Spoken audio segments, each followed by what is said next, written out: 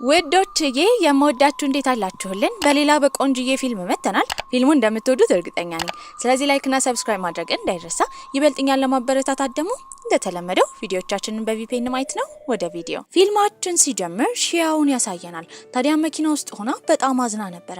በዛ ሰዓት ስታስብ የነበረው ከምትኖርበት ትንሽዬ ገጠራማ ከተማ አሁን ወደ ሃይ ስኩል ስኮላርሺፕ አግኝታ አዳሪ ትምህርት ቤት ልትሄድ ነው። የድሮ ቤቷ እንደሚናፍቃት እየተናገረች ነበረ።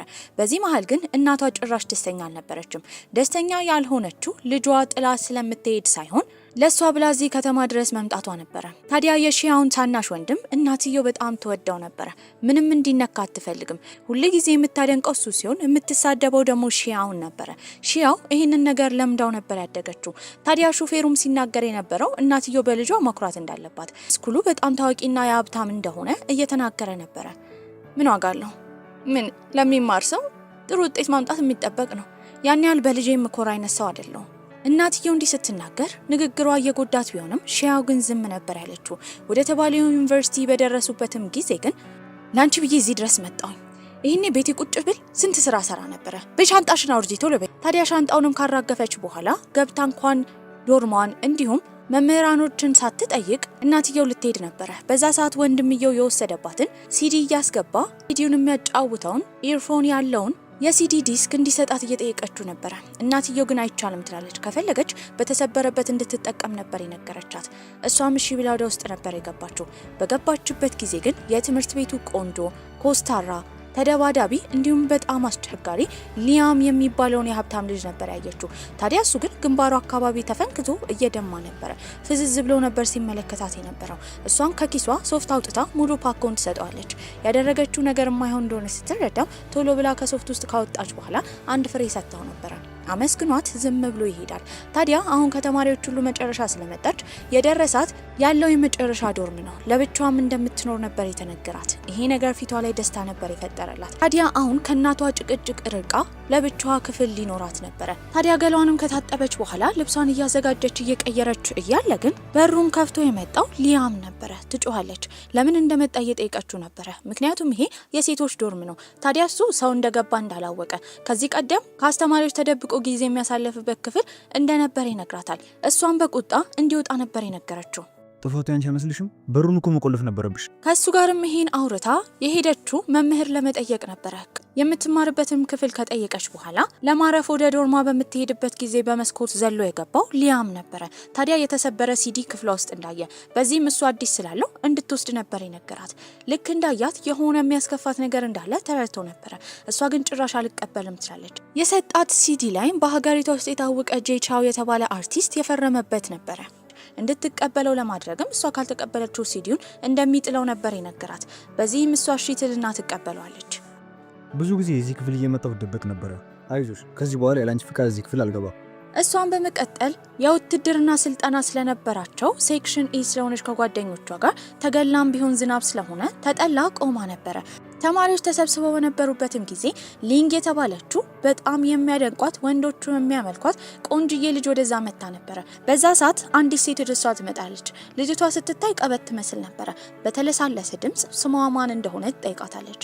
እሷም ስሟን ከመናገሯ በፊት ግን ሊያም ስሟን እየጮኸ ሺያው እያለ እየተጣራ ወደሷ ነበር የመጣው። ታዲያ እሱም ትላንትና ቻርጀር እንዳበደረችው በዚህም ቻርጀሩ ሊመልስላት እንደመጣ በመናገር ሰጥቷት ነበረ። ታዲያ እሷን ልትተዋወቃት የነበረችው ሌሲ የተባለችው ተማሪም ሊያወራት በምታይበት ጊዜ በጣም ቀንታ ነበረ። በድብቅ እሱን ስለምትወደው ሁለቱ ያላቸውን ግንኙነት ተማሪዎቿ አጥብቀው እየጠየቋት ነበረ። እሷም እንደማታውቀውና ዝም ብላ እንዳገኘችው ነበር የተናገረችው። በቀጣይ ጊዜ ፈተና ነበረ። ታዲያ ፈተና በምትሰራበት ሰዓት ተማሪዎቹ አንድ በአንድ ሰርተው እየወጡ ነበረ። መደናገጥ ውስጥ ትገባለች። በተደጋጋሚ እየተሳሳተች ነበረ። እንደምንም ብላ ግን ፈተናዋን መጨረሻም ቢሆን ጨርሳ ትሰጣለች። እሷም ወደ ዶርማ በተመለሰችበት ጊዜ እናቷ ነበር የደወለችላት። በጣም ደስ ብሏትም ለእናቷ ያሳለፈችውን የትምህርት ጊዜ ለመናገር ብታስብም እናትየው ግን እሷን ለመስማት አልነበረም የደወለችው። የነገረቻትም ስርዓት እንድትይዝ ምንም ቢሆን ችግር ውስጥ እንዳገባ ነበር ያስጠነቀቀቻት። በዚህም እሷ መልስ ሳትመልስላት ነበር ለእናቷ ይዘጋችው። ለረጅም ሰዓት ዝም ብላ ቁጭ ብላ ነበር። እናቷ እንደማትወዳትና እንደ ሸክም እንደምታያት ነበር የተረዳቸው። በቀጣይ ቀን ውጤት ይለቀቃል። ነገር ግን ያመጣችው ውጤት አማካኝ ነበረ። እንዳሰበችው ጥሩ ውጤት ልታመጣ አልቻለችም። ፊት ለፊቷ የተቀመጠችም ተማሪ ስትነግራት የነበረው በቀጣይ ጊዜ ማሻሻል እንደምትችል የ10ኛ ክፍል ፈተና በሚፈተኑበት ጊዜ ከከተማው አንደኛ እንደወጣች ስለ ሺያው እንደምታውቅ በዚህም እንደምታሻሽል እየነገረቻት ነበረ። በመቀጠል ትክክለኛውን ጥያቄ ነበር የጠየቀቻት። ሊያም ምኗ እንደሆነ ትጠይቃታለች። እሷ ግን ምንም ግንኙነት እንደሌላቸው ዝም ብላ እንደምታውቀው እየተናገረች ነው። በአቅራቢያው የተቀመጠችው ሊንሲም በጣም ቀንታ ነበረ። በቀጣይ ትዕይንትም ከተማውን እየተዟዟረች ነበረ ለማየት ያሰበችው። እዛ አንድም የሚያውቃት ሰው የለም። ዝናባማ ስለነበረ ሁሉም ጥላቸውን ይዘው እየተራመዱ ነበረ። ማንም ሰው ስለማያውቃት እንዲሁኝ እንደዛ አድርጊ የሚላት ሰው ስለሌለ ትልቅ ደስታ ውስጥ ነበረች። በዚህም ነፃነቷን ለማወጅም ሰዎቹ ሁላ ዝናብ ሽሽት በሚሮጡበት ጊዜ እሷ መሃል ሆና እየደነሰች ነበረ። ትልቅ ደስታ ውስጥ ገብታ ነበረ። እንደ አጋጣሚ ሲዲ ለመግዛት በአቅራቢያ የነበረው ሊያምም ሲያት በጣም ፈዞ ልክ እንደ ልጅ እንደሆነች እያሰበ ነበረ። በመቀጠልም የገባችው እሷም ሲዲ ለመግዛት ነበረ። በዛ ሰዓት ግን የመረጠችው እንግሊዘኛ የሚያስተምረውን ሲዲ ነበረ። እሷ በሀገር አቀፍ ደረጃ ታዋቂ የሆነችው እንግሊዘኛ ሙሉ ውጤት በማምጣቷ ነበረ። እሱ ካያት በኋላ ሰዎች የሚመርጡት የሙዚቃ እንደሆነ እሷ ግን ለመማር ለምን ሲዲውን እንደምትመርጥ ይጠይቃታል። በዚህም አጠገብ ላጠገብ ቁጭ ብለው ነበረ። እዚህ ምን እንደሚሰራ ትጠይቀዋለች። እኔ የሚገርመኝ ነገር ጓደኛ የለህም? ለዛ ነው ሁሉም ቦታ ብቻህን ማይህ አይደል? እኔ ጓደኞች የሉኝ እያሾሽብኝ እንደ አንቺ አለሽ አንዴ ስልክሽን በገመድ አንገትሽ ላይ የምታንጠለጥይ። የከተማውን ነገር አላውቀውም። እኛ ግን እዛ ገጠር እያለ እንደዚህ ነበር የምናደርገው። በመቀጠልም ቁጭ በሚሉበት ጊዜ ይቅርታ እየጠየቃት ነበረ። እንዴት እንደሆነ በማያውቀው ሁኔታ ሁሌ ጥሩ ተማሪዎችን እንደሚያናድዳቸው እየነገራት ነው። እሷ ግን እንዳልተናደደች በሄደችበት ስለምታገኘው ግን ደስተኛ እንደሆነች ነበር የነገረችው። ታዲያ እሱም መስማት የሚፈልገው እቺን ብቻ ነበረ። ጓደኝነታቸውን ከዚህ በኋላ እንዲቀጥል ለማድረግ ስልኩ ላይ ስልክ ቁጥሯን ለማስቀመጥ ተቀብሏት ነበረ። ስልኳ ላይ ሴቭ ያደረገችው 3 ብቻ ነበረ። አንድ የቤት ስልካቸውን፣ አንዱ የእናቷንና አንዱ ደግሞ የአባቷን ነበረ። እሱም ይሄን ባየበት ጊዜ በጣም ተገርሞ ነበር። ክፍል ውስጥም በነበረችበት ጊዜ እንደ ድንገት ቦርሳዋ ዝርግፍ ይላል። በዛ ሰዓት እቃውን ለመሰብሰብ በመደናገጥ እየሞከረች ነበረ። ያኔ ሌንሲ ያየችው ግን የሲዲ ማጫወቻውን ነበረ። እሱን የሲዲ ማጫወቻ ከዚህ ቀደም ታውቀው ነበረ። በዚህም ወደፊት በመቅረብ እንደሰረቀቻት እየተናገረች ነበረ። አረ እኔ አልሰረኩም። ታዩ ከገጠር ነው የመጣሽው። ከዛ ደሃ የሆኑ ሰዎች እየመጡ ከሀብታም መስረቅ ይወዳሉ። እኔማ እረዳሻለሁ። ነገር ግን ይሄ ቃየኔ ስለሆነ ነው። ታዲያ እሷ ለሊያም ለልደቱ ያንን ሲዲ ሰጥተው ነበረ። እሱ ደግሞ በመቀጠል የሰጠው ለሺያው ነበረ። ምንም የማታውቀው መሀል ቤት ያለችው ሺያው ግን ድርቅ ብላ ትቀራለች። የክፍሉም ዋና አለቃ የሆነው ልጅ ምናልባት ያ ሲዲ ተመሳሳይ ሊሆን እንደሚችል ማጫወቻው ላይ የተለየ ነገር ካላት ሌንሲ በምትጠየቅበት ጊዜ ከጀርባ ስሟ ነበረ። በዚህም ተገልጦ ሲታይ እውነትም ስሟ ነበር። ተማሪዎቹ እንዳለ ሪባነሽ እያሏት ነበረ። ታዲያ ደሃ ሆና ሀብታም ለመሆን እየሞከረች እንደሆነ እየተነገራት ነው። በዚህም አይኗ በእንባ ከሞላ በኋላ እየሮጠች ነበር የወጣችው። በመጣደፍም ስልክ የደወለችለት ለሊያም ነበረ። እሱም ወዲያው ካለበት በመኪና ከመጣ በኋላ ይዟት ሄደው ንጹህ አየር ወደምታገኝበት ቦታ ነበረ እንድትተነፍስ ይነግራታል። ቦታው በጣም የሚያምር ነበረ። ታዲያ ውበቱ ቢማርካትም ሌንሲ የተናገረቻት ንግግር ጆሯ ላይ እያቃጨለ ነበረ። ማልቀስም ጀመረች። እሱም ይህን ባየበት ጊዜ በጣም ይደነግጥና ማን እንደዚህ እንዳስከፋት እንድትነግረውና እንደሚቀጣቸው እየተናገረ ነበረ። እንደዚህ የሆንኩበት ትልቁ ምክንያት አንተ በሰጠኝ የሲዲ ማጫወቻ አማካኝነት ነው። ስሙ ላይ እኛ ክፍል ውስጥ የምትማር አንድ ልጅ አለች። የሷ ስም አለበት። በዚህም ሰረቅሽ ብላ ሁሉም ሰው ፊት አዋረደችኝ። እሱም ይሄን ከሰማ በኋላ በእርግጠኝነት ሌንሲ እንደሆነች አውቀው ነበረ። ምክንያቱም እንደ ልደት ስጦታ የሰጠችው ያንን ማጫወቻ እሷ ነበረች። ታዲያ እውነት እንደሆነ በሰማችበት ጊዜ ሺያው በጣም ነበር የተናደደችው። ያደረከው ነገር ልክ አይደለም። ሰው የሰጠህን ስጦታ እንዴት አሳልፈ ለሌላ ሰው በስጦታ መልክ ትሰጣለህ? እሱም ይቅርታ ይጠይቃታል። ታዲያ እሷም ይቅርታውን ተቀብላ ነበረ። ጥላው ልትሄድ ስትል ግን ቅንጡ ሬስቶራንት ውስጥ ምግብ እንደሚጋብዛት ይነግራታል። ይህንን ነገር ከዚህ ቀደም አይታው ስለማታቅ ተስማምታ ነበረ። እዛም በሄደችበት ጊዜ ሰዎች በቅንጡ ማንኪያና ሹካ ነበር የሚመገቡት። ታውቃለህ፣ ይህንን ሁሌ የማየው በቲቪ ነበረ። እንደዚህ አይነት ቤት ውስጥ እገባለሁ ብዬ አስቤ አላቅም። ታዲያ እሱም አያቱ ሁል ጊዜ ወደ ተለያዩ ሬስቶራንቶች እንደሚወስዱት የእሷስ ቤተሰቦች እንዴት እንዳልወሰዷት እየጠየቃት ነበረ። ያው የኔም አያት ምንም አይልም፣ ነገር ግን የሚወደው ታናሽ ወንድሜ ነው። አሁን ግን በህይወት የለም፣ ግን ጥሩ ሰው ነበረ። ይህንን ሲሰማ አዝኖላት ነበረ። በልተው ከጨረሱ በኋላ ቦታውን እየተዘዋወረች ልክ እንደ ልጅ ፍንድቅድቅ እያለች እያየች ነበረ። እሱም እያያት በአኳኋኗ ተገርሞ ነበረ። ፈተና ከተፈተኑ ብሬክም በኋላ ወደ ቤት ሄዳ ነበረ። ታዲያ እዛ እናትየው ስለመጣች ደስተኛ አልነበረችም። ምግብ ተመግባ በምትጨረስበትም ጊዜ ሌሊት ላይ እያጠናች ነበረ። ያኔ ደግሞ ሊያም በተደጋጋሚ ስልክ እየደወለላት ነው። በዚህም እስክሪብቶዋ ይወድቃል። በዛ ሰዓት ድምጽ ተሰምቶ ነበረ። ወንድምየውን ከመጣ በኋላ እሷን ማተኛ ከሆነ ሌሎች ሰዎች መተኛት እንደሚፈልጉ ስርዓቷን እንድትይዝ እየነገራት ነበረ። በመቀጠልም የወጣችው እናትየው ነበረች። እናትየውም እንደተለመደው ምክንያቱን ሳታውቅ የተቆጣችው ሺያውን ነበረ። ያን ያህል ድምጽ አላሰማውም እኮ እስክሪብቶ እኮ ነው የወደቀው። የቤተሰቦቿ ነገር ስልችት ብሏት ነበረ። ወደ ዶርም በምትመለስበት ጊዜ በር ላይ የጠበቃት ሊያም ነበረ። ስልክ በተደጋጋሚ እንደደወለላት ለምን እንዳላነሳች እየጠየቃት ነበረ። ልትመልስ አልፈለገችም። ብቻዋን መሆን እንደምትፈልግ እየነገረችው ነው። ታዲያ ጊዜው በረዶማ ስለሆነ እንደ መቃለድም በረዶ በማንሳት ልብሷ ውስጥ ነበር የከተተው። ተው በቃ ተዋልኩ አይደለ? እኔ መጫወት ብቻ አያስፈልገኝም። ምናልባት አንተ እዚህ የምትመጣው ለመዝናናት ይሆናል። ገንዘብ አለ፣ እኔ ግን የለኝም። ይሄ ነገር የስኬቴ ብቸኛ መንገድ ነው። ንግግሯ ስላስከፋውም ምን ማለት እንደፈለገች ታዲያ እሱ እዚህ የሚመጣው ለመዝናናት ብቻ እንዳልሆነ እሷ እዚህ የመጣችው ለእውቀት ይሁን ለገንዘብ ነበር የጠየቃት። ምን አይነት ጥያቄ ነው? ገንዘብ ላንተ ላይ ጠቅም ይችላል፣ ነገር ግን ለኔና እንደኔ አይነት ሰዎች ላሉ ገንዘብ ይጠቅመናል። በንግግሯ ተናዶ ነበረ ጥሏት ሄደው። ታዲያ እሷም ዞር ብላ እያየችው ነበረ። ተመለስ ብትለው ደስታዋ ነበረ። ነገር ግን ንግግሯና ኩራቷ ሊፈቅድላት አልቻለም። እሱም ራሱን ለማረጋጋት የሄደው አያቱ ጋር ነበረ። ፍዝዝ ብሎ በተደጋጋሚ ስልኩን እያየ ነበረ። አያትየውም ይሄን ባስተዋሉበት ጊዜ አበባ ውሃ እያጠጡ ስለነበረ እላዩ ላይ ውሃውን እየደፉበት ምን ሆኖ እንደሆነ እየተጠየቀ ነው። እሱም ምንም እንዳልሆነ እየተናገረ ነበረ። ከትንሽ ቆይታ በኋላ አያትየው ያስሉ ጀመረ። ታዲያ ቁጭ አድርጓቸው መድኃኒታቸውን ሊያመጣላቸው ነበር ሄደው። እዛም አንድ ምንም የሌለው የመድኃኒት እቃ አይቶ ነበረ። በሚከፍትበት ጊዜ ውስጡ ያለው ሳንቲም ነው። ያንን ሳንቲም አያትየው ለሱ እንዳስቀመጡለት እየተናገሩ ነበረ። ታዲያ እሱም ገንዘቡ እንደማያስፈልገው በህይወቱ የሚያስፈልጉት እሳቸው ብቻ እንደሆኑ እየተናገረ ነበረ። ታዲያ አያትየው ይሄን ከሰሙ በኋላ የአባት ገንዘብ ቢሆን እንደ ውለታ ተቆጥሮ እንደሚመለስ፣ የአያት ገንዘብ ግን የሚሰጠው ከፍቅር ብቻ ስለሆነ እንዲቀበላቸው ነበር የጠየቁት። በቀጣይ ቀንም ትምህርት ቤት ውስጥ በነበረችበት ጊዜ ሺያው ጋር የመጣችው ሊንግ ነበረች። አንቺ ነሽ አይደል በከተማችን ደረጃ የእንግሊዝኛ ውጤት ከፍተኛ ያመጣሹ? በጣም አድናቂሽ ነኝ። ይህንን ስትሰማ ተደናግጣ ነበረ። ታዲያ እሷ ትምህርት ላይ ትንሽ ጎበዝ እንደሆነችና ሰውን ማዋራት ላይ ግን ጎበዝ እንዳልሆነች እየተናገረች ነው። ሊንግ ግን ጸባያ ስለተመቻት በቅርቡ የልደት ፕሮግራም ስላላት እዛ ፕሮግራም ላይ እንድትመጣ ነበር የጋበዘቻት። ሺያው ለመጀመሪያ ጊዜ ነበር የጓደኝነት ስሜት የተሰማት። በዚህም እንደምትመጣ ትናገራለች። ወደ ቦታው በምትሄድበት ጊዜ ግን ቅንጡ ዝግጅት ነበረ። ዲኮሩ፣ ኬኩ፣ ሁሉም በጣም ያምራል። አይታ የማታውቀው አይነት ነበረ። የተሰበሰቡ ጓደኞችም የሊንግ ሀብታም ጓደኞች ነበሩ። ከነሱ መሃል ሌሲም ነበረች። ታዲያ ሁሉም የብዙ ዶላር ስጦታ እየሰጡ ነበረ።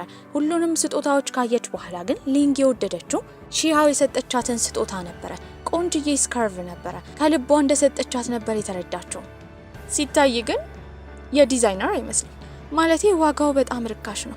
እንደዚህ አይነት ነገር የምትገዛው ደግሞ በእርግጠኝነት ሺያው ነች አይደል? ወይሲ በቻለችው መጠን ክፉ ስሜት እንዲሰማት ለማድረግ እየሞከረች ነበረ። ሊንግ ግን በተደጋጋሚ እንደወደደችው እየተናገረች ነው። ወይሲ በዛ አላቆመችም፣ ትሰድባት ጀመረ። በቦታው ታድሞ የነበረው እስካሁን ዝም ያለው ሊንግ ግን በአሁኑ መሀል ከገባ በኋላ ለየሲን ይሰድባት ጀመረ። ታዲያ እሷ ራሱ ምንም እንደምታግን እንደምታስመስል፣ ቤተሰቦቿ ያን ያህል ሀብታም እንዳልሆኑ፣ ብራንዱላ እንደሚወሳሰብባት እየተናገረ ነበረ። ታዲያ ሁሉም ተማሪዎች ለምን ለሷ እንደሚያግዝ፣ ግንኙነታቸው ምን እንደሆነ ስለ ሺያው ነበር የተጠየቀው። ከመመለሱ በፊት ሺያው ነበረች የተናገረችው ፍቅረኛዬ ነው። እሱም ደንግጦ ነበረ። እጁንም ይዛ እየጎተተች እየሮጠች ይዛው ከዛ ቦታ ነበር የሄደችው። አንድ ቦታ ማረፍ ካሉ በኋላ ስቅስቅ ብላ ማልቀስ ጀመረች።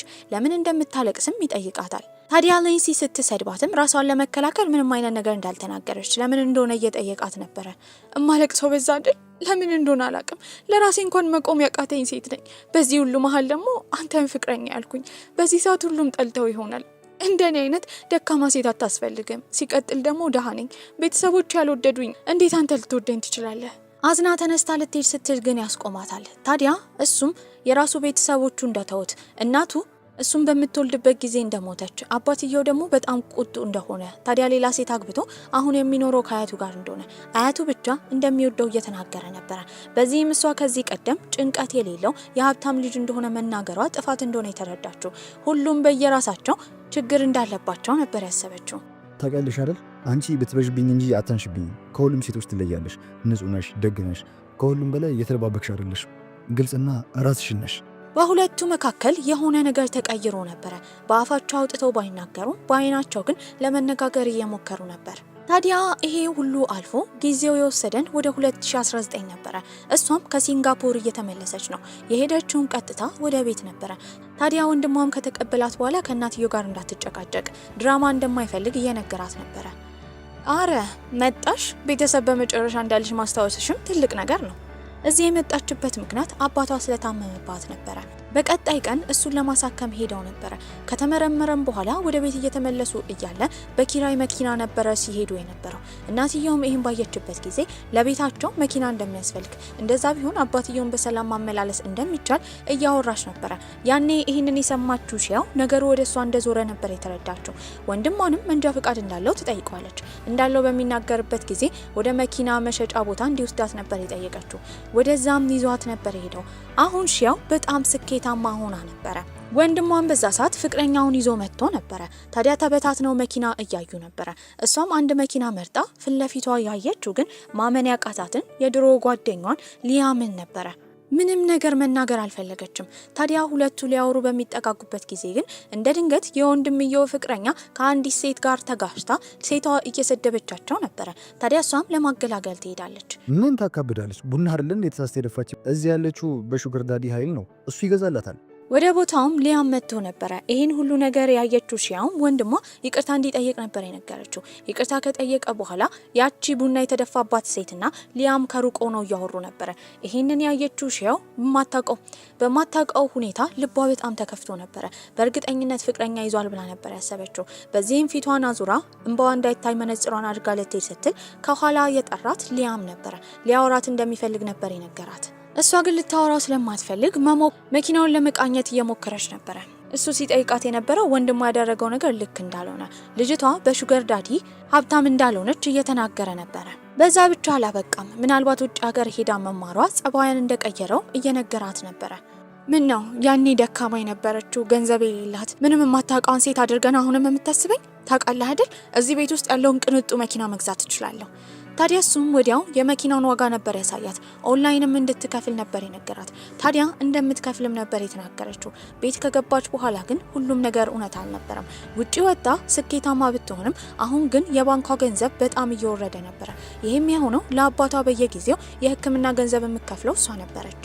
በዚህም በጣም ፈርታ ነበረ። በዚህ ሁኔታ ውስጥ ሆና ደግሞ ቅንጡ መኪና መግዛት ባንኳ ውስጥ ምንም ነገር እንዳይቀራት ያደርጋል። መናገሯ ጸጸት እንደሆነ እያሰበች በነበረበት ጊዜ የመጣው ወንድሟ ነበረ። እታች እሷን ለማናገር ሰው እንደቆመ ነበር የነገራት። በዚህም በምትወርድበት ጊዜ ደርቃ ነበር የቀረችው። ሊያም እሷን ለማግኘት ነበር የመጣው። የቅድሙ ጭቅጭቅ ረገብ ብሎ በፍቅር አይን እየተያዩ ነበረ። ወደ መኪናው እንድትገባ ነበር የነገራት። ስላያትም በጣም ደስተኛ እንደሆነ እያሳወቃት ነበር። ትውስታችንም ወደ 2006 ይመልሰናል። ታዲያ እሱና እሷ በጣም ተቀራርበው ነበረ። ብዙውን ጊዜ የሚያሳልፉት አንድ ላይ ነው። ከባድ ፍቅር ውስጥ ገብተው ነበረ። እሱ ያለ እሷ ያለ እሱ ጭራሽ አይሆኑም ነበረ። ብዙ ጊዜ ስጦታ ይሰጣታል። በጣም የምትወደው እስካሁን የምታደርገው እሱ የሰጣትን ስካርቭ ነበረ። ግንኙነታቸው ችግር ውስጥ የገባው አንድ ቀን ላይ እሷ ወደ ዶርም ስትሄድ ከባድ ዝናብ ዘንቦ ስለነበረ ጎርፍ ክፍለ ውስጥ ገብቶ ነበረ። ታዲያ ምን ማድረግ እንዳለባት ግራ ገብቷታል። ተደናግጣ በነበረበት ጊዜ ያሸሸችው ደብተርና መጽሐፏን ነበረ። እዛ ማደርም አትችልም። በዚህም ለሊያም ስትነግረው ቅንጡ ሆቴል ነበር የወሰዳት። ታዲያ እዛ ሆቴልም ማደር እንደማትችል የምትከፍለው ገንዘብ እንደሌለ ትነግሯለች። እሱ ግን አንድም ቀን እንኳን ስለ ገንዘብ ተጨንቆ እንደማያውቅና እዛ ማደር እንደምትችል ነበር የነገራት። ሁለቱ እዛ ሆቴል ውስጥ ሆነው በሚያወሩበት ጊዜ ያቺ የማትረባ ሊሲ በቦታው እያለፈች ነበረ። አንድ ላይም ፎቶ አንስታቸው ነበረ። ታዲያ ወደ ክፍል ውስጥ የገባችው ሺያው ቦታው በጣም ያምር ነበረ። ፍራሹን ሁላ ስትነካው በእርግጠኝነት እዛ ክፍል ውስጥ አንዴ ለማደር የእሷን የአመታዊ ገንዘብ እንደሚሸፍን እየተናገረች ነበረ።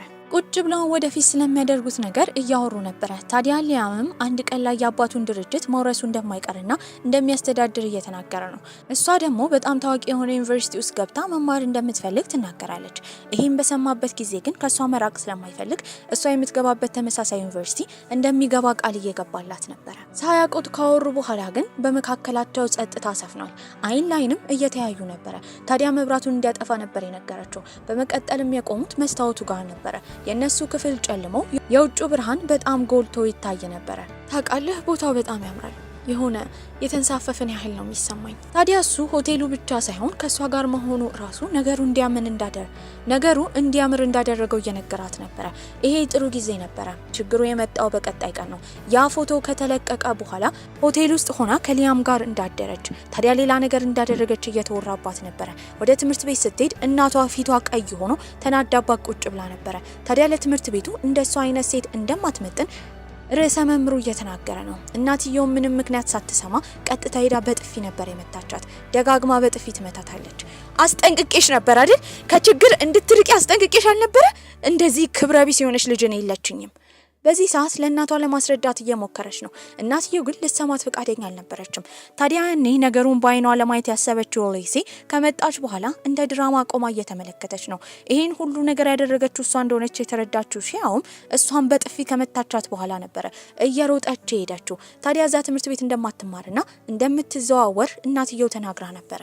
እሱ ነገሩን ለማስረዳት እንኳን አልመጣም ነበረ። ታዲያ በቀጣይ ጊዜም ወደ ሌላ ትምህርት ቤት ትዘዋወራለች። ትምህርት ቤቱ ከቀድሞ ትምህርት ቤቷ በጣም የተለየ ነበረ። ታዲያ ተማሪዎች የሚያዘወትሩት ጨዋታና ወሬ ላይ ነበረ። ማንም ሰው ጥናት ማጥናት አይፈልግም። ታዲያ እሷ የአስተማሪ ቡችላ እንደሆነች ይወራባት ነበረ። አንድ ቀን ላይ የክፍሉ አንደኛ ሲወጣ የነበረው ልጅ እሷ ጋር ከመጣ በኋላ አንድ ጥያቄ እንድትሰራና ሁለቱ እንዲወዳደሩ ነበር የጠየቃት። እሷን በቀላሉ ነበረ ውድድሩን ያሸነፈችው። የድሮ ትምህርት ቤቷ ውስጥ ስንተኛ እንደምትወጣ ይጠይቃታል። እሷም ውጤቷ አማካኝ እንደሆነ ትልቅ እንዳልሆነ ነበር የተናገረችው። ልጁም ይሄን ከሰማ በኋላ በዚህ አይነት እዛ ትምህርት ቤት የመማር ምንም አይነት እድል እንደማይኖረው፣ እሷ ካሸነፈችው ከሷ በታች እንደሆነ ነበር የተናገረው። ከትንሽ ቆይታ በኋላ ግን እሷን ለማግኘት የመጣው ሊያም ነበረ።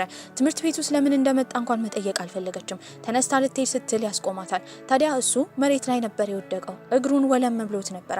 ይህም የሆነው አባቱ ስለደበደበው እንደሆነ፣ በሰዓቱም ያልመጣው አባቱ በር ቆልፎበት እንደሆነ ነበር የነገራት። ታዲያ ባልተገባ መልኩ እንዳናገረችው በመረዳትም ስቅስቅ ብላ ነበር ያለቀሰችው። በሱ ምክንያት የወደፊት ህይወቷን ማበላሸት እንደማይፈልግ፣ ከፈለገች ልትርቀው እንደምትችል ነበር የነገራት። ያኔ የተፈጠረውን ክስተት እንዳለ የራሱ ጥፋት እንደሆነ አምኖ ነበረ። እሷም ወደ ቤት ትመለሳለች። ቤተሰቦቿን ለማናገር ቆርጣ ተነስታ ነበረ። ታዲያ ወደ ድሮ ትምህርት ቤት መመለስ እንደምትፈልግ ነበር የተናገረችው። እናትየው ግን ጭራሽ አይቻልም ነበር ያለቻት። ታዲያ እዛ ትምህርት ቤት ለመግባት ብዙ እንደለፋች፣ ባላጠፋችው ጥፋት ደግሞ ተባራ መቅረት እንደሌለባት፣ መግባት የምትፈልገው ትላልቅ ዩኒቨርሲቲዎች ውስጥ ስለሆነ ከዛ ትምህርት ቤት መመረቅ እንዳለባት እየተናገረች ነበረ። አታፍሪም? እዛ ልመለስ እያልሽ ነው? እዛ ስትገቢ በእርግጠኝነት ያሾፉብሻል፣ ተማሪዎች ያገሉሻል። ወሬውን ትችዋለሽ? እማዬ ምንም እኮ አላደረኩም። እኔ እኮ ለማስረዳት ሞክሬ ነበረ። ያኔ ግን አፍሽን ነበር የለጎምሽው። በሁሉም ሰው ፊት ምንም እንዳላጠፋሽ መናገር ትችይ ነበረ። ምንም ቢሆን ግን የእናቷን ቁጣ ለማሸነፍ ነበር ያሰበችው። ከተንበረከከች በኋላ እዛ ትምህርት ቤት እንድትገባ እንድታደርጋት ትለምናት ጀመረ። እናትየውም ልጇን በዚህ አይነት ሁኔታ ማየት አልፈለገችም ነበረ። እያመነታችም በደንብ ካስጠነቀቀቻት በኋላ እዛ እንደምትገባ ትነግራታለች። በቀጣይ ቀንም እዛ ትምህርት ቤት ገብታ ነበረ። ወሬው ሁሉ ግን ስለሷ ነበረ። አብሶ ሌሲ እዚህ ትምህርት ቤት ስለመጣች ደስተኛ አልነበረችም። ገና ለገና ተገላግያታለሁ ብላ አስባ ነበረ። ታውቂያለሽ፣ ትምህርት ቤታችን ስሙን አጥፍተሻል። ከወንድ ጋር የምታደር ሴት እዚህ ትምህርት ቤት ውስጥ ማናለሽ ቢባል ቆይ ማን ያምናል? ይሄ ነገር ሺያውን ቢያናድዳትም ለመረጋጋት እየሞከረች ነበረ። ባለፈው በጥፊ ደርግሜሽ ነበረ። ምን ነው ትምህርት አልሰጠሽም እንዴ? ይሄን ሲሰሙ ተማሪዎቹ እንዳሉ እየተሳሳቁ ነበረ። በመልሷ በጣም ነበር የተናደደችው። በመቀጠልም ሌሲ ፊት ለፊቷ ስለምትቀመጥ ያላትን ኮዳ ውስጥ ያለውን ውሃ የምትቀመጥበት ላይ በመድፋት ከዚህ በኋላ አጠገቧ እንዳትደርስ ነበር ያስጠነቀቀቻት። ታውቂያለሽ፣ አንዳንዴ ዝም ማለት ድክመት አይደለም፣ መናቅ ነው፣ ንቄሽ ነው። ደግመሽ ስለኔ ብታወሪ ግን ያንን ጥፊ ነው የምደግመው። በቅርቡ ከዚህ ትምህርት ቤት እንወጣለን፣ ወደ ዩኒቨርሲቲ እንሄዳለን። ያኔ ትገላገኛለሽ። በንግግሯ ሁሉም ሰው ደንግጦ ነበረ። የሆነ ጊዜ ላይ ዝምተኛ ያላቱን ሁላ የምትቀበል ሴት አሁን በጣም ኮስታራ ሆና ነበረ። በቀጣይ ጊዜም የዩኒቨርሲቲ መግቢያ ፈተና እየደረሰ ስለሆነ ሞዴል እየተፈተኑ ነበረ። ሁሉም ትምህርታቸው ላይ ትኩረት አድርገዋል። ውጤቷ ግን እንደፈለገችው አልሆነም። በእርግጠኝነት የተመኘችው ዩኒቨርሲቲ እንደማትገባ አስባ ነበረ። ውጤቷ በጣም ዝቅ ስላለም የደወለችው ለሊያም ነበረ። ታዲያ ሊያምም እያናገራት ነው። ምንም ቢሆን እስከዛሬ እዚህ ስለደረሰች እንድትበረታታ ነበረ ሲመክራት የነበረው። በመስኮትም እያያት እንደሆነ ሲነግራት ወጥታ ስታየው ደስተኛ ነበረች። በሌላ በኩል ሊያም ደግሞ የተጠራው አያቱ ጋር ነበረ። አያቱ በጣም እየታመሙ ነው። በዚህም በጣም አዝኖ ነበር። እሳቸውም የሰጡት የባንክ ገንዘባቸው ነበር። ታዲያ ፓስዋርዱ የሱ የልደት ቀን እንደሆነ እየተናገሩ ነው። እሱ ግን የሚፈልገው እሳቸውን ብቻ እንደሆነ ምንም እንዳይሆኑበት እየጠየቃቸው ነው። አያትየውም እድሜያቸው እንደሄደ ታዲያ የመሄጃ ጊዜያቸው እንደደረሰ እየነገሩት ነበር። በቀጣይ ቀን ግን መምህሯ ነበር የጠራቻት። ታዲያ እሷ መግባት የምትፈልግበት ዩኒቨርሲቲ እንዳለ እንደምታውቅ፣ ነገር ግን ከሱ የበለጡ ቆንጆ ዩኒቨርሲቲዎች እንዳሉ 3 ተማሪዎች እዛ አፕላይ እንዲያደርጉ እንደተደረገ፣ በዚህም እሷ አንዷ እንድትሆን እንደምትፈልግ ነበረ መምህሯ የተናገረችው። ቦታው ወደ ሲንጋፖር ነበረ። ታዲያ ምን ማድረግ እንዳለባት ግራ ገብቷት ነበረ። በቀጣይ ቀን የሄደችው ቤተሰቦቿ ጋር ነበረ። አሁን ቆንጆ ዩኒቨርሲቲ ሲንጋፖር ውስጥ እንዳገኘች ሙሉ ስኮላርሺፕ ስለሆነ የትምህርቷን ትምህርት ቤቱ እንደሚሸፍንላት፣ እነሱ ግን የምትበላና የምትጠጣውን ብቻ እንዲከፍሉላት ነበር የጠየቀችው። እናትየው ግን ጭራሽ እምቢ ነበር ያለችው። ትጮህ ጀመረ። ሺያውም ወደ ክፍሏ ከገባች በኋላ ተመልሳ ትወጣለች። ቆይ እማዬ፣ እኔ ልጅሽ አይደለሁም? ለሱ ገንዘብ ታስቀምጪለት የለ እንደሚማርበት ለኔ አያስፈልገኝም ማለት ነው? እናትየው ይባስ እየተናደደች ነበረ። ታዲያ መቼም ቢሆን ወደ ሲንጋፖር እንደማትሄድ፣ ልክ እንደ ማንኛውም ሴት ቁጭ ብላ የቤት እመቤት መሆን እንዳለባት፣ ትምህርት እንዳልጠቀማትና ግትር እንዳደረጋት እየተናገረች ነው። በመቀጠልም ክፍሏ በመግባት በተለያዩ ውድድሮች ላይ ተወዳድራ ያገኘችውን ሰርተፍኬት እየቀዳደደችባት ነበረ። እናቷን ለማስቆም እየሞከረች ነው። እናትየው ያቆመችው አባትየው ሲቆጣትና ከሺያው ክፍል ገፍትሮ ሲያስወጣት ነበረ። በጣም አዝናለች። የተቀዳደዱ ሰርተፍኬቶቿንም በፕላስተር እየለጠፈች ነበረ። በቀጣይ ቀንም እሷ የሰማችው የሱ አያት እንደሞቱ ነበረ። እየሮጠችም ትሄዳለች። ከሩቅ እሷን ሲያያት በጣም እንዳዘነ ያስታውቅ ነበረ። አጠገብ ላጠገብም ቁጭ ብለው በሚያወሩበት ጊዜ ሲነግራት የነበረው አያትየው ለሱ ብለው ብዙ ገንዘብ እንደሰጡት፣ በዚህም በዛ ገንዘብ በመጠቀም እሷ የምትገባበት ዩኒቨርሲቲ እንደሚገባ ነበር የነገራት። ታዲያ ወደ ሲንጋፖር ልትሄድ እንደሆነ ለመናገር ግን ጭራሽ አላሰበችም። እዚህ ሀዘን ላይ ልትጨመርበት አልፈለገችም ነበረ። ቀናቶች እያለፉ ነው። ምንም እንዳልተፈጠረ አብራው ጊዜ ታሳልፍ ነበር። ይበላሉ፣ ይጠጣሉ፣ ይጫወቱ ነበር። በመቀጠልም ይዟት የሄደው ጫካ ውስጥ የሚደረግ የጀልባ ቀዘፋ ቦታ ነበረ። እዛም እየቀዘፉ ነው። ቦታው በጣም ያምር ነበረ። ታዲያ የነገራትም ነገር ይህን ቦታ እንድታጣጥመው ወደ ውጭ ሀገር ስትሄድ እንደማታገኘው ነበር የነገራት። በዚህም የተረዳችው ወደ ሲንጋፖር ልትሄድ እንደሆነ ቀድሞ እንዳወቀ ነበር። አዎ ጥለሽኝ እንደምትሄጂ ያውቅ ነበረ። ነገር ግን ከአንቺ አፍ እስኪወጣ እየጠበቅኩ ነው። ቆይ ግን ያሰብሽው ሳትነግሪኝ ጥለሽኝ ልትሄጂ ነበረ? እሷም አይኗ ላይ እንባ ይታይ ነበረ። እያለቀሰችም ቢሆን ታዲያ ምንም ማድረግ እንደማትችል እየነገረችው ነበረ። እሱም ከዚህ በኋላ ሊይዛት እንደማይፈልግ፣ ማደግ፣ ስኬታማ መሆን የሷ የድሮ ምኞቷ እንደሆነ፣ ከዛ ሊያስተጓጉላት እንደማይፈልግ፣ ነገር ግን ግንኙነታቸው በእርግጠኝነት መቀጠል ስለማይችል ድጋሚ መገናኘታቸውን ለዕጣ ፋንታ ከተዉ በኋላ እንዲለያዩ ነበር የነገራት። ሁለቱም ስቅ ብለው እያለቀሱ ነበረ። ለረጅም ሰዓት በእንባና በዝምታ ታጅበው እየተያዩ ነበረ። በዚህ ነበር የተለያዩት። ታዲያ አሁን ወደ 2019 በምንመለስበትም ጊዜ እሱ መኪና ውስጥ ሆና ድሮ ያሳለፉትን ነገር እያስታወሰች ነበረ። እሱም አብሯት በትውስታው መሀል እየሳቀ ነው። ልክ እንደ ድሮ ከሱ ጋር ጊዜ ስታሳልፍ ደስተኛ ነበረች። እርስ በርስ እንደተነፋፈቁ እየተነጋገሩ ነበረ። በቀጣይ ቀንም የአባቷ የምርመራ ውጤት ስለደረሰ እሱን ለመስማት በሄዱበት ጊዜ አባትየው ከባድ ካንሰር እንዳለበት፣ ታዲያ ካንሰሩ ደግሞ ሰርጀሪ እንደሚያስፈልገውና የሰርጀሪው ወጪ በጣም ብዙ እንደሆነ ነበር የሰማችው። ግራ ትጋባለች። ምን ማድረግ እንዳለባት አታውቅም ነበረ። ወንድምየውም ሆኑ እናትየው ከሷ ነበረ ገንዘብ የሚጠብቁት። በዚህም መጀመሪያ ማድረግ ያለባት አባቷን ለማሳከም ጊዜ ስለሚያስፈልጋት ሲንጋፖር ወደምትሰራበት መስሪያ ቤት ደውላ ትንሽ ቀን እንዲያራዝሙላት እረፍቷን ነበር የጠየቀችው። እነሱ ግን አይቻልም ይሏታል። ታዲያ ኮፒ ለማድረግ ወረቀት አስገብታ ነበረ። ፕሪንተሩም ተፍቶባት ነበረ። በዛ ግራ መጋባት ውስጥ ሆና ቁጭ ብላ መሬት ላይ እየለቀመች ነበር ወረቀቱን።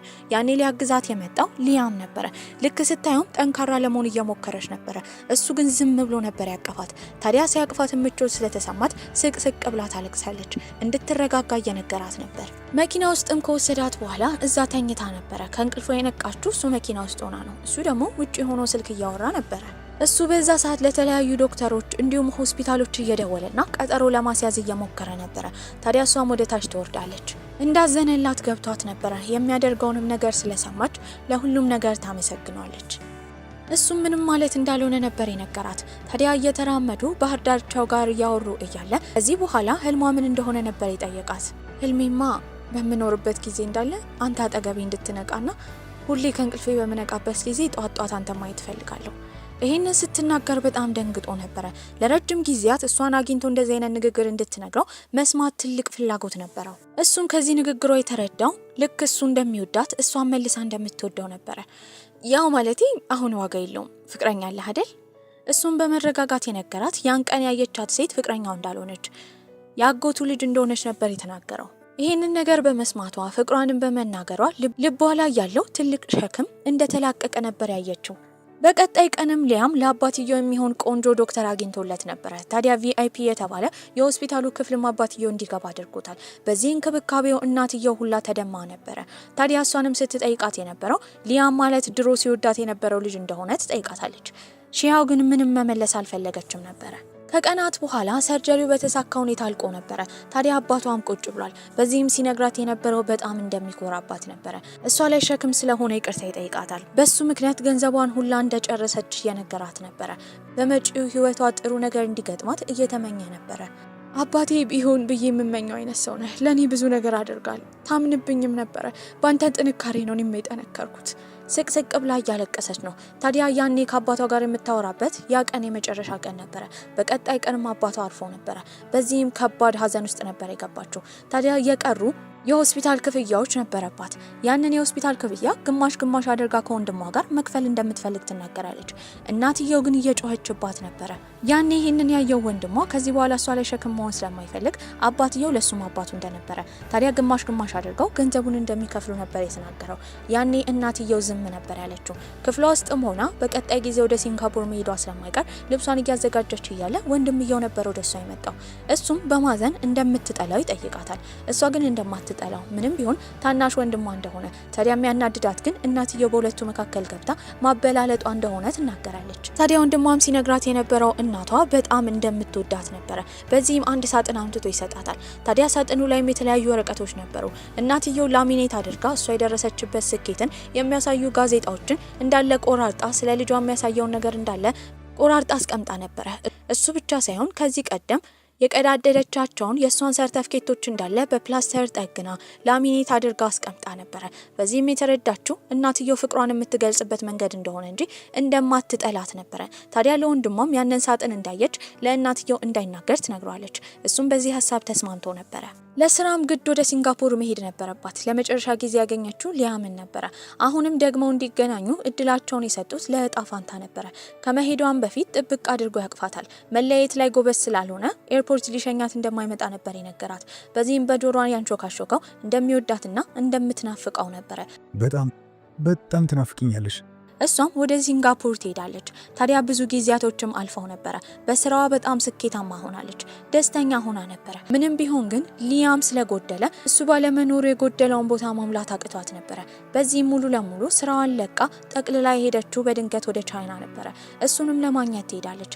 ታዲያ ሲያያት በጣም ደንግጦ ነበረ። ያው እንግዲህ ምን ላድርግ፣ ስራዬን ለቅቄ ካንተ ጋር ለዘላለም ለመሆን መጥቻለሁ። የምትናገረውን ነገር ማመን ከብዶት ነበረ። ከአይኑ ብዙ እንባዎች እየፈሰሱ ነው። ታዲያ በጣም ትልቅ ደስታ ውስጥ ገብቶ ነበረ። በዚህም ያቅፋታል። ከዚህ በኋላ የትም እንደማትሄድ ቃል እየገባች ነው። እሱም በበኩሉ አግብቷት ብዙ ልጆች እንደሚኖራቸውና ለዘላለም ደስተኛ ሆነው እንደሚኖሩ ቃል እየገባላት ነበረ። በዚህ ቆንጆ አስተላለቅም ይሄ ምርጥ ፊልማችን እዚህ ላይ አብቅቷል። ደህና ቆዩልኝ።